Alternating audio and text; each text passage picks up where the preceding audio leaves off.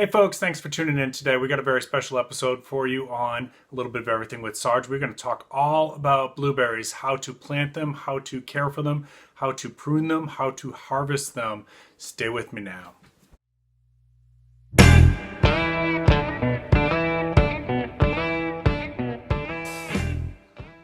All right, thank you so much for staying with me. So before we get into the blueberries part of the video, I just want to give a real quick shout out to small YouTuber Coin Collecting with Tyler. I will put a link to that channel down below. If you're into stacking silver or coin collecting, you need to check out Tyler's channel. It is pretty awesome. This is what it looks like when you do the search. And real quick, what's the question of the day? The question of the day is, what is your favorite type of berries? That being said, comment that down below and let's get to the blueberries. All right, guys, so here's one of my more productive blueberry plants. I probably should have filmed this a couple weeks ago for you because we are a little bit past peak here, but I'm going to try to show you what's going on as you harvest. Sorry about the shaky movement here, kind of creeping along. But let me get zoomed in here, see if we can get something. It's a little tough, but hopefully, and it's overcast today, so I don't have great lighting, but let's see if we can show you what I want to show you here. So, that one there, see that color? That's perfect. That's perfect. Okay, so I usually pick them at least at that color, but sometimes I pick them a little bit early. So let me see if I can find another one that I pick a little bit early. So, that's fine there. And I go a little bit faster, obviously, when I'm doing this, but because I'm filming it. So those are fine. And grab those two. Let's see. I want to show you what it looks like when it's... Okay, so this one's not quite ripe, but you can still pick that. Alright, let's see. There we go. Look at that. Alright, so that's fine. Actually, you can pick that. Let's see if we find another one. See this one here? Let me get in here. See that? That actually could wait one more day. Now, the problem you get is that if you don't get it right when it's ripe or right about to be ripe, then you're fighting with the birds and the squirrels. Now this here, if you like the darker berries, that one, somehow the squirrels missed that one, but that's perfect, right? There's a lot more sugars in there, so it's a lot sweeter. But usually when you try to get it to that point, the squirrels and the birds are already kind of, there we go. Usually at that point the squirrels and the birds have already got it. Alright, let's look a little bit more. I want to find you one that's not quite ready that I might pick anyways. Alright, see this lighter blue here? I hope the camera's showing you what I'm talking about here. I know my camera's not great, so it's actually that's not bad. How about that? Okay, that's a little bit more of a lighter blue, right? So that could go another day. But you're taking the chance. I don't cover mine. I share with the birds and the squirrels. But you have to make that decision for yourself. If they're decimating it and you're not getting anything, then obviously, yeah, you'd probably want to cover it. All right. Now, I'm going to pause here. I'm going to show you. I just came from Lowe's today, and they had a pretty good sale going, so I grabbed a couple new blueberry plants because you will periodically have to replace them. Okay. So let me back out here and I want to show you, see that gap right there? There was a blueberry plant there. See that gap right there? There was a blueberry plant there. Okay, so I bought two to replace those. Why did they die? I don't know. Because everything else over here is doing fine. I'm a little bit past peak, but you'll get years, if you get a blueberry plant established like this one, you're going to get years and years of production. I've heard 15 years and then it starts to go downhill. Usually around year 4 or 5 you really start getting some really good production. When we go inside I'll show you what I've gotten so far this year, you know, a little over a gallon. Now a friend of mine up in Massachusetts, he's been growing them, his are like 10 years old. He gets like 10 gallons a year, so just kind of give you a ballpark of what to get from like 10 or 12 plants he ends up with about 10 gallons. So I've got about 5 small ones that really don't give you much production at all, but I've got 6 full grown, and I'll get about a gallon this year, and this is about year 3. Next year I should be able to get 2 gallons, and then the year after that I really should be amping up what I can get out of it. So give you an idea here. I'll show you that when we go inside. Let me pause the camera right now. Okay, so I picked up a couple blueberry plants at Lowe's today. I will put those in the garden probably this weekend. They look nice and healthy, and they were a good sale. It's kind of near the end of planting season, so it's a little risky right now. If you're going to do something late in the season, you really got to make sure you're watering good, because we're already into some pretty heavy heat here in South Carolina. But also what you want to look for, right, is the varieties that pollinate. And so usually on the back of the card, or you can look it up if it's not there, it will. Let me see if I can zoom in there. On the back of the card, it'll tell you what other varieties it pollinates well with. So you want to try to plant within that group, right? Yeah, and why they pollinate well together is that they're all blooming at the same time. So the bees will hit one of your plants, then go to the next plant, and then they might come back. And what that does is it creates cross-pollination. Now, in the world of gardening, we talk about heirloom. You don't really, if you're planting something for heirloom seeds, you don't want cross-pollination, right? You have to have one open pollinated variety. But with my blueberries, I'm not saving the seeds here. I'm just eating them. Cross-pollination is actually good. What that does is it actually increases your abundance. It increases the amount that you'll get out of the garden, and they're likely to be more disease resistant, more pest resistant. It's like when you take two different varieties and you cross them together, generally speaking, the best traits come out and the recessive traits start to die off, right? And you'll actually see that in the fruit. All right, let me pause you again. All right, guys, so let's do, actually, I bought a couple blueberry plants here. I'm going to talk about this real quick. So these are going to go in those blanks, those bare spots that I had in the ground. I'm going to do that this afternoon. So I'm going to flip the camera here in a second, and I want to show you what I'm talking about and how to prep the ground and make sure that, you know, the plant is going to have its best chance to survive. All right, so it is Saturday morning here. I do have a lot of background noise going on. There's people running their chores, lawnmowers. We got June bugs going. I apologize. I will do the best that I can with this audio. Try to make sure that you can hear me clearly, and try to screen out as much of that as I can. But bear with me, Saturday mornings are just kind of like that in the neighborhood.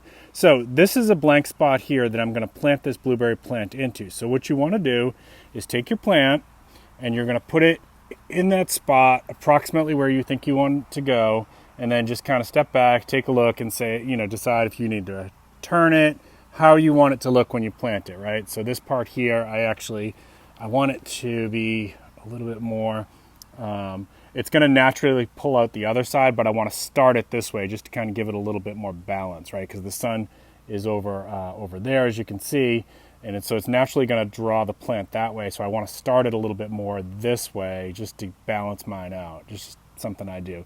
Maybe that's overthinking it. When you're planting here, what you want to do, right? So this is probably about 7 or 8 inches, the diameter of the pot. So I'm going to have to go like another 3 inches this way, another 3 inches that way, another 3 inches this way, right? And just give it like, it's so that it should be, all in all, it should be like twice as big as this is is that the diameter? Gosh, oh my gosh, my high school geometry teacher, I hope she's not watching this, of the pot, okay? And then it needs to be as deep as the top layer of soil there, right? So this is going to have to come up like basically to right there. I'm going to have to dig it that deep, right? I want to show you one other thing here, so stay with me. I want to show you something that happens when you take these out. And this part is really important, so I don't want you to miss it. Okay, so this one fortunately doesn't have it that bad, but I wanted to lay this on its side so I can show you what often happens when you buy these plants from the store is the root starts to circle, right? You've seen this before if you've done a lot of plants in your garden. That's not good. This one doesn't really have it too bad, so I don't really think I'm going to have to do too much of it. You can see, if I can get in close here, it's starting to do it here. So if this stayed in the pot a long time, it would start to like go this way. And what happens is your plant will live, but it'll have a shorter lifespan because those roots just kind of start to get tangled and it doesn't feed as correctly. And the plant, and especially with trees, will have a shorter lifespan and tends to have problems as time goes on. So if you get that, and this one isn't a good example for showing you, what you want to do is just kind of untangle it and pull it out straight. Now if you have a really long one that wraps all the way, a really long root that wraps all the way around, you might even have to like trim it a little bit. Try not to get too aggressive because that is part of the living plant, but you're better off to kind of trim that back and have it be more straight than to plant it with it all twisted up and circling around like that. Okay, hopefully that makes sense. If you don't understand what I'm saying, ask me in comment and I'll try to explain it in a different way. All right, so let's talk care and maintenance here real quick. So your blueberries kind of like to have acidic soil. So if you certain parts of the country, like when I was living in Kentucky, the soil was real alkaline and it was hard to grow blueberries there, so you really would need to supplement. But even if you have acidic soil, you might want to periodically just kind of bump it up a little bit. It's good for the blueberries. For fertilizer, I only fertilize my blueberries a couple times a year. I use like a slow release like this. This is a granular one. What I do is I just kind of grab a handful and throw it at the base of the blueberry plant. Best time to do that, in my experience, is right before they're starting to bloom. When a plant goes into bloom and fruit production, it is using a tremendous amount of energy, and so if you can supplement it with a little bit of more food, tends to help it out. Now these two, as you can see, are both organic, so I will post, if I can find it, I will post links on Amazon for these two products, which I do use. Now, if you wanted to go completely natural, you could probably use just compost and supplement each year with a good, shovelful of compost at the base of your blueberry plant. But again, make sure that check your acidity of your soil periodically so that you have a lower pH. You can do that through your cooperative extension office, your local cooperative extension office, or you can buy one of those little kits, which I have seen them at both Lowe's and Home Depot, okay? And if you go to like a local garden center or something like that, they probably have it too. You might just have to ask them if you can't find it, all right? As far as pruning, right? So I'm going to back us out here in a second.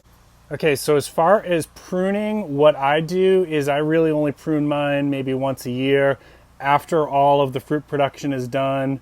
And what I do is I just kind of come through here and you can see the difference. Let me see the difference in color of new growth versus old growth. That lighter green is new growth, that darker green is the old growth. So it's real easy to spot how much this plant has grown in the last couple months. Look at the color differences there, right? I just do a little bit of pruning, and when I do it, you kind of go into, pick the spot on the branch here, right, that you want to prune to. Like I'll do a little bit here just to kind of show you an example. I'm doing this one-handed. Do I have my scissors? Yeah, they're there. Okay. So, all right, let's take this little spot here. Okay, so if I wanted to prune this one, right, I pick the spot that I want to prune, and you want to try to get a diagonal cut, and you're going to do it right above a leafing branch, right, or a leaf or a branch. So right there you can see there's a leaf coming out. It's nice and healthy. Right up here, a little bug is chewed on this. If I wanted to prune this off because it's kind of coming off my stairway, then all I'm going to do is just give it a little diagonal snip, and that's it. And I do that. I kind of go around the plant and just shape it, once a year, maybe twice a year, mostly to try to keep it off this walkway and to keep it from getting too high. Because, just for security reasons, I like to be able to see from my windows out to the street. So this is like, I keep them from me like knee length or thigh length. That's about as high as I let them go. Now, if you've got them in a spot where it doesn't matter, you really don't even have to do much pruning unless there's any disease. So you might just let them go naturally, and they will get up to like 5 or 6 feet. All right, so that's the new little guy there. And the last thing you want to do after you plant a new plant, you always want to give it a good drink that day, unless you know with 100% certainty that you are getting rain within the next few hours. Just go ahead and give it a good long drink. Moving a plant from the pot to the ground is a little bit stressful.